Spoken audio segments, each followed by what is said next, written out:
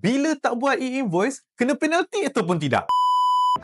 Kepada korang semua ni, ada kan kata, alah aku malas lah nak buat e-invoice ni, renyah kerja, susah kerja. Okey, kepada orang-orang yang berbisnes ataupun orang-orang yang mempunyai enterprise, mempunyai syarikat senang berhad and so on, adakah wajib untuk kita buat e-invoice ini? Mengikut undang-undang yang telah dikeluarkan, kita wajib memenuhi ataupun wajib menggunakan e-invoice apabila kita telah mencapai threshold.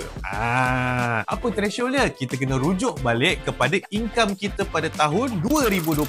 Kalau income kita pada tahun 2022 telah melebihi RM500,000, kita wajib menggunakan e-invoice bermula pada 1 Julai 2025 ini. Macam mana pula kalau yang tidak mencapai RM500,000? Kepada mana-mana perniagaan yang telah melebihi RM150,000 dan ke atas, mereka pula wajib menggunakan invoice bermula pada 1 Januari 2026. Apa jadi kalau kita tak gunakan e-invoice ni?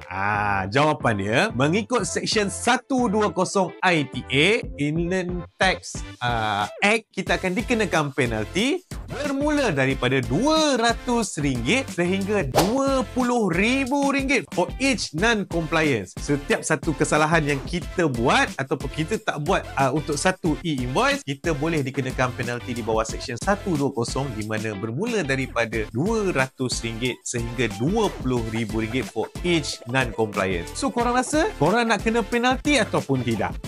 Terpulang kepada pihak korang. Sebab apa? Sebab kita dah sampaikan info, kita dah beri peringatan dan pihak IRB pun dah bagi peringatan. So untuk kita elakkan daripada kita kena compound tersebut, kita kenalah menggunakan e-invoice. Tak pandai nak guna? Jangan risau. Banyak kelas-kelas kat luar sana ataupun korang boleh direct pergi ke LHDN untuk minta mereka ajar macam mana nak guna e-invoice.